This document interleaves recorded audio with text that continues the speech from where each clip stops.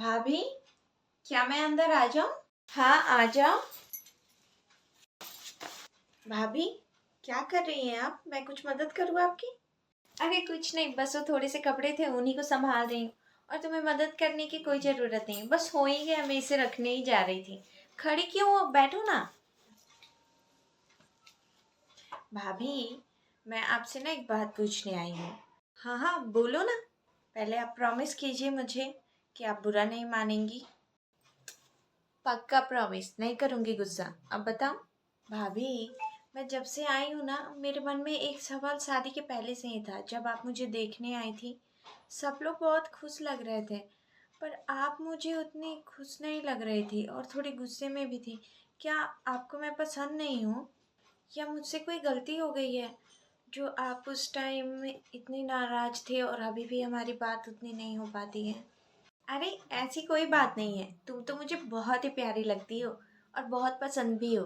अरे उस टाइम पे कुछ ऐसी चीज़ें हुई थी ना, जो मुझे ऐसा लग रहा था कि मम्मी जी ने मेरे साथ नहीं किया, पर वो तुम्हारे साथ कर रही हैं।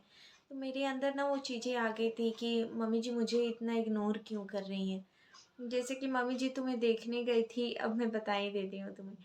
तो उन्होंने तुम्हें सोने का इयररिंग गिफ्ट किया था ना, और मुझे मम्मी जी ने उस टाइम मुझे नाक का रिंग दिया था। तो मुझे ऐसा हो रहा था कि मम्मी जी ना तुम्हें ज़्यादा प्यार दे रही हैं और मुझे तो उन्होंने प्यार किया ही नहीं, इसीलिए तुम्हें इतना महंगा गिफ्ट दे रही हैं और मुझे सस्ता वाला दिया। तो मेरे अंदर ना ये सारी चीज़ें चल रही थी। पर मुझे जब बाद में रियलाइज़ हुआ तो मुझे बहुत अफसोस हुआ कि मम्मी जी ने कभी ऐसा सोचा ही नहीं हम दोनों के बीच।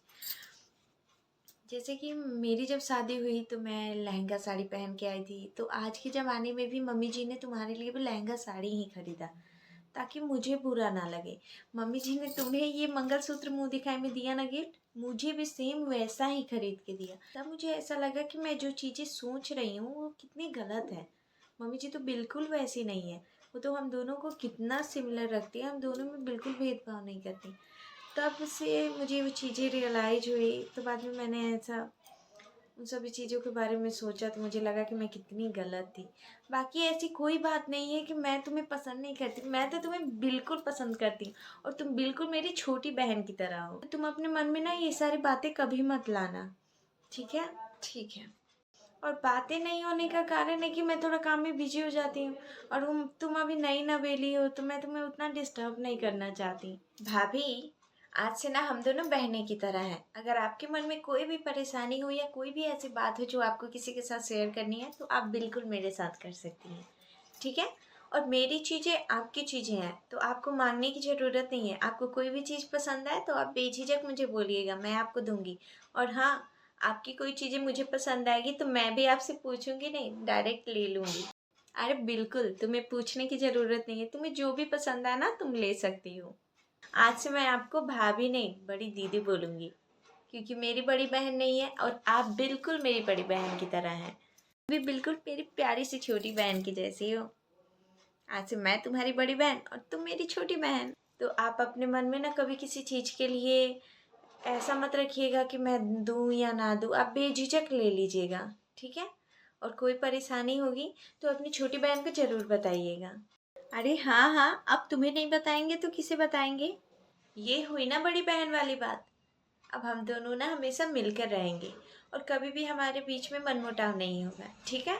मैं अपनी प्रॉब्लम्स आपसे शेयर करूँगी और आप अपनी प्रॉब्लम्स मुझसे शेयर करना, ठीक है?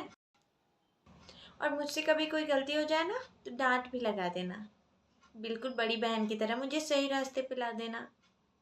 डांट के साथ साथ ना कभी एक आध थप्पड़ भी लगा दिया करेंगे। अब जाओ, जाकर सो जाओ, बहुत रात हो गई है, ठीक है?